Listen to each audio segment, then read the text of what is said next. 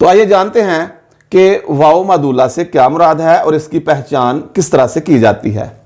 ایسی واو جو لکھنے میں تو آئے لیکن پڑھنے میں نہ آئے، ایسی واو کو واو مادولہ کہا جاتا ہے۔ یہاں پر آپ اس بات کو خاص طور پر ذہن میں رکھیں کہ واو مادولہ کا استعمال الفاظ کے اندر خے اور الف کے درمیان میں کیا جاتا ہے، یعنی واو مادولہ جو ہے یہ الفاظ میں خے اور الف کے درمیان میں آتی ہے، خے کے بعد اور الف سے پہلے۔ تو ایسی واو کو واو مادولہ کہا جاتا ہے۔ یہ لکھنے میں تو آئے گی لیکن پڑھنے میں اس کی آواز بالکل ظاہر نہیں ہوتی۔ مثلا خواب، خواہش، خواجہ، خانچہ، خواستگار، خوار، تو یہ ایسے الفاظ ہیں جن میں واو مادولہ کا استعمال ہوا ہے اور ان الفاظ میں واو جو ہے وہ خے اور الف کے درمیان میں ہے۔ تو ایسی صورت میں واو لکھنے میں تو آ رہی ہے لیکن اس کی آواز ظاہر کر کے نہیں پڑھی جاتی۔ اس لفظ کو ہم خواب پڑھیں گے تو یہ غلط ہوگا، اس کا درست تلفظ ہے خواب۔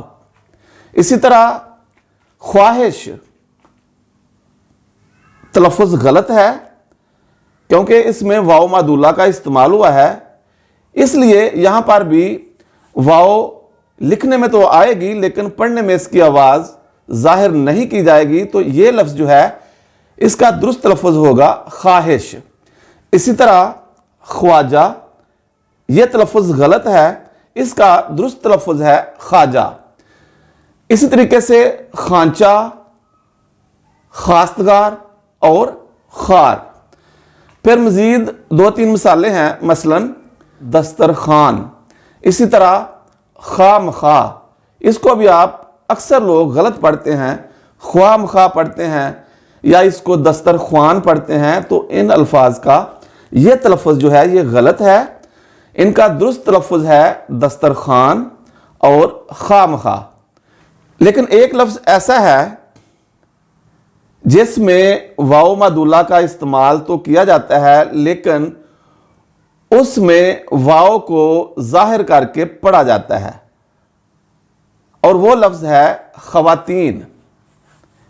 اس میں بھی خے کے بعد واو اور اس کے بعد الف کا استعمال کیا گیا ہے۔ واو کو لکھا بھی جاتا ہے اور پڑھا بھی جاتا ہے۔ یہ ایسا لفظ ہے جس میں واو مادولہ کو ظاہر کر کے پڑھا جاتا ہے، خواتین۔ اس کو ہم خواتین نہیں پڑھیں گے، اس لفظ کو استثناء حاصل ہے کیونکہ اہل زبان نے اس کو اسی طرح سے پڑھا ہے، تو اس لیے خواتین لفظ ایسا ہے جس میں واو مادولہ کو ہم ظاہر کر کے پڑھیں گے اور اس کا درست تلفظ ہے خواتین۔ تو یہ تھی اسٹوڈنٹس آج کی ویڈیو، امید ہے آپ کو پسند آئے گی۔ اپنی دعاؤں میں یاد رکھیے گا، ملتے ہیں اگلی ویڈیو میں۔ السلام علیکم۔